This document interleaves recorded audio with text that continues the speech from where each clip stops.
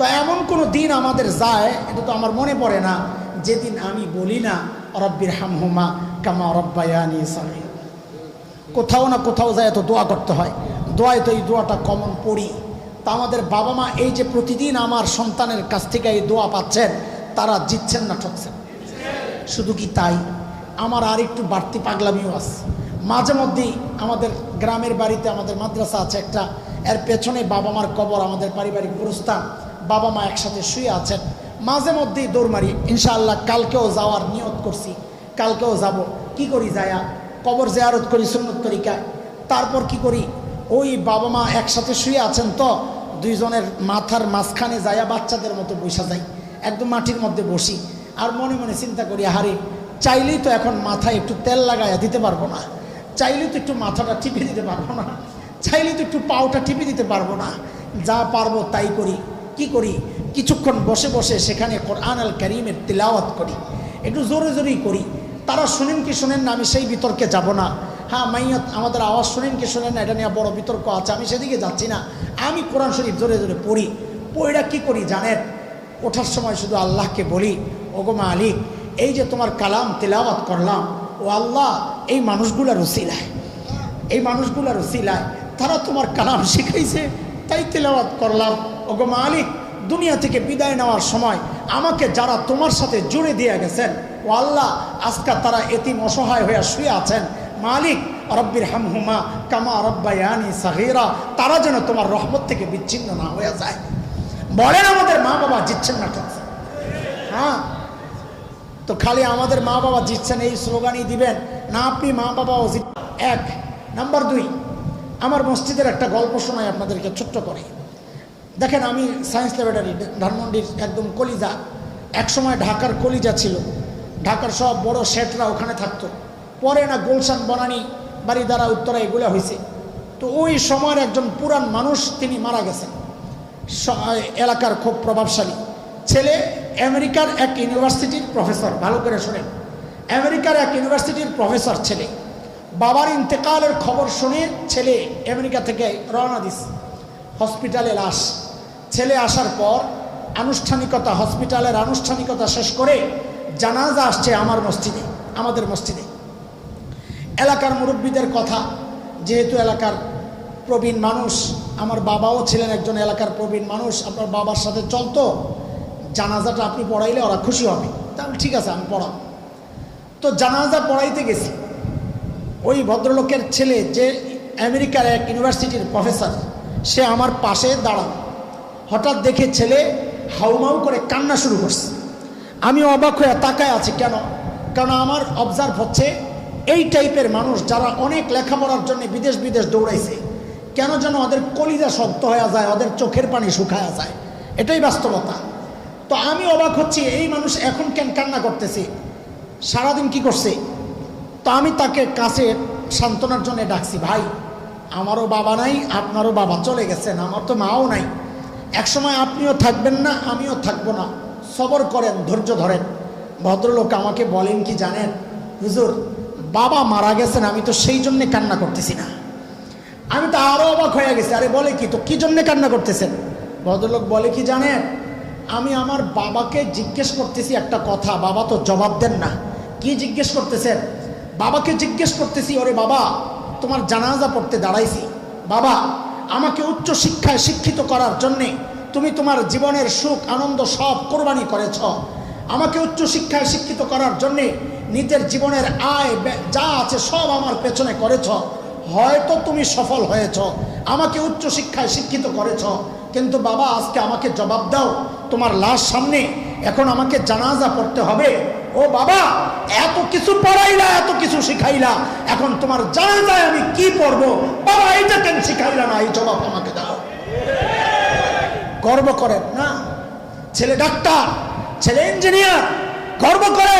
আরে গর্ব তো করবে আলেমের বাবা, গর্ব তো করবে হাফেজের বাবা, যে বাবা মায়ের সন্তান সন্তানের জানাজা, নিজের জানাজা পড়াইতে পারবে না, যে বাবা মায়ের সন্তান বাবা মার জানাজা পড়াইতে পারে না, আহা, ওই বাবা মা আর যাই হোক, তাদের গর্ব করা সাজে না। কথা ঠিক কিনা বলেন? আর একটা দুঃখের কথা বলি, এই রোজার ঈদের আগের রোজা ঈদের দিনে কোনো এক টেলিভিশন বৃদ্ধাশ্রমের একটা ডকুমেন্টারি তৈরি করছে, একটা ভিডিও করছে, বৃদ্ধাশ্রমের বুড়া বুড়ি কীভাবে ঈদ কাটায়। বৃদ্ধাশ্রমের বুড়া বুড়িরা কোনো নর্মাল ফ্যামিলির বুড়া বুড়ি না, হাই সোসাইটি সমাজের এলিট শ্রেণী যারা, ওরা। একজন তো দেখছি জাহাঙ্গীরনগর ইউনিভার্সিটির প্রফেসর ছিল, আরেক বুড়ির ভিডিও আছে আমার কাছে, তিনি জাতিসংঘের উচ্চপদস্থ কর্মকর্তা ছিলেন, এখন বৃদ্ধাশ্রমে, ছেলে মেয়ে ইউরোপ আমেরিকায় থাকে। সাংবাদিকরা প্রশ্ন করতেছে, বুড়া বুড়ি হাতে পেয়ালা খাইতেছিল, কষ্ট যায় না মুখে। সাংবাদিকরা মাইক্রোফোন কাছে নিয়েছে, চেহারা ফিরায় নিয়েছে লজ্জায়, তাদের চেহারা যেন স্ক্রিনে টেলিভিশনে যেন না আসে, ক্যামেরায় যেন না আসে, তাদের কষ্টগুলো লুকাইতে চাচ্ছে, ভিতরে কষ্ট। আজকের এই সুখের আনন্দের দিনে চারপাশে আপনজন কেউ নাই, কষ্ট লুকানোর চেষ্টা করতেছে, কিন্তু লুকানোর চেষ্টা করলে কি হবে, ওই কষ্টগুলো চোখের পানি হইয়া বাহিরে তো প্রকাশ পাওয়া যাচ্ছে। তাদের কষ্ট দেখে, চোখের পানি দেখে আমারও চোখের পানি আসছে, মানুষ তো আমি, কিন্তু আল্লাহকে হাজির নাজির রেখে বলছি আপনাদেরকে, একটা দৃশ্যে আমার গর্বে বুকটা ফুলে গেছে। সেটা কি জানেন?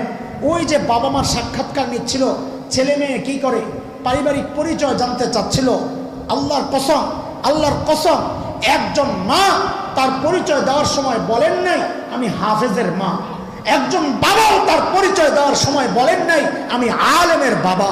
এটা বলতে পারে না একজন আলেমের হাফেজের বাবা মা, এটা বলতে পারে না, কারণ এই উস্তাদরা এই আলেমকে শিখাইছে তোর মার পায়ের কাছে তোর জান্নাত, ও জান্নাতকে বৃদ্ধাশ্রমে রাখতে পারে না, ও তোর জান্নাতকে মাথায় তুলে রাখে। এবার বলেন ঠকছেন না দিচ্ছেন? বলেন যারা মাদ্রাসায় সন্তান পড়াচ্ছেন না, ডাক্তার বানাবেন, ইঞ্জিনিয়ার বানাবেন, বানান, আমরা মানা করছি না, কিন্তু আগে বলেন ঠকছেন না জিতছেন? এই দুনিয়ায় স্বীকার না করলেও জাগা মতো স্বীকার করা লাগবে, সেই কথাটা বলেই আমি শেষ করব। বলেছি কোরআনের আয়াত দিয়েই বয়ান শেষ করব। হাসরের মাঠে যেই সন্তানের কেরিয়ার করে নিজের কেরিয়ার শেষ করেছেন দুনিয়ার, ওই সন্তান হাসরের মাঠে আমার আপনার কেরিয়ার কিন্তু শেষ করে দিবে। আল্লাহ সূরা আহজাবে আসছে, সন্তান আল্লাহর আদালতে দাঁড়ায়া আপনজন, অভিভাবক, বড় ভাই, নেতা, বাবা মা, তাদের বিরুদ্ধে আল্লাহর আদালতে নালিশ করবে। কি বলে? রব্বানা ইন্না আতা'না সাদাতানা ওয়া কুবারা'ানা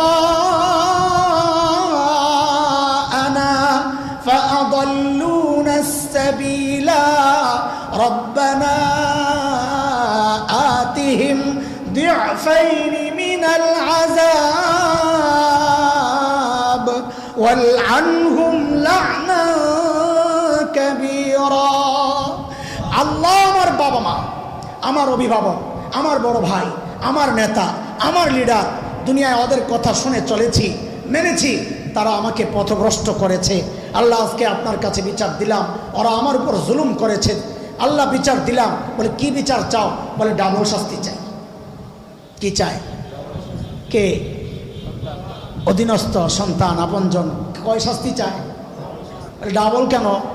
তাফসির পরে বুঝেন, আগে এমনি বুঝেন। ডাবল কেন? বলে আমাকে খাওয়ানোর দায়িত্ব ছিল, খাওয়ায় নাই, এক অপরাধ। বিষ খাওয়াইছে, আরেক অপরাধ। বলে কয় অপরাধ দিল? খাওয়ানোর দায়িত্ব ছিল, খাওয়ায় নাই, এটা এক অপরাধ। না খাওয়ায় উল্টা কি খাওয়াইছে, এটা কি আরেক অপরাধ। কয় অপরাধ দিল? হ্যাঁ, তো ওরাও যেন ওই কথাই বলতে চাচ্ছেন, ডাবল শাস্তি কেন? বলে আল্লাহ আল্লাহ আল্লাহ আমাদেরকে দিন শেখানোর দায়িত্ব ছিল।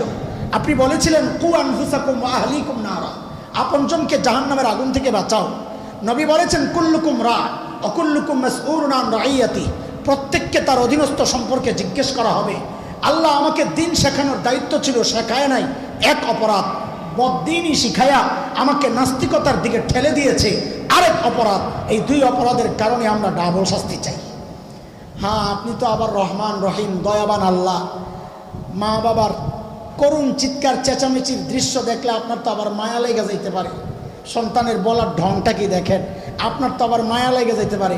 ও আল্লাহ, দুনিয়ায় যারা আমার উপর মায়া করে নাই, রহম করে নাই, আজকে তাদের জন্য আমি কোনো রহম চাই না।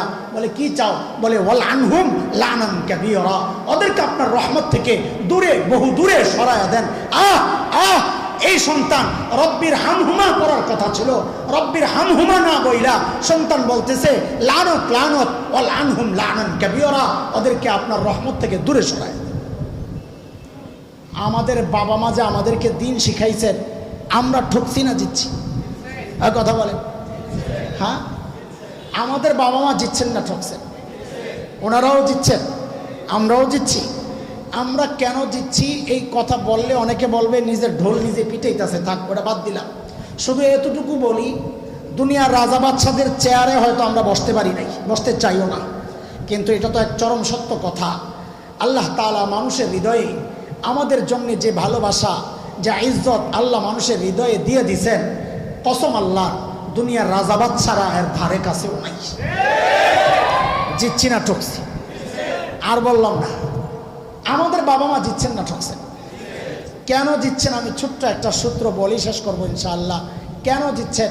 আমি বড়দের কথা বলছি না, আমি ছোট মানুষ, আমারটাই বলছি। এই যে আমার বাবা মা দুনিয়া থেকে চলে গেছেন, দেখেন এমন কোনো দিন নাই। আমাদের তো প্রোগ্রাম কতদিন, আমাদের ওই শীতকাল মাহফিলের সিজন, এই সিজন বলতে কিচ্ছু নাই, সারা বছর প্রোগ্রাম। ঈদের পর দিন থেকে যে শুরু করছি চলছে গাড়ি যাত্রা বাড়ি। আমরা তো ঈদের দিনও ছুটি নাই, ঈদের নামাজ পড়াইতে হয়।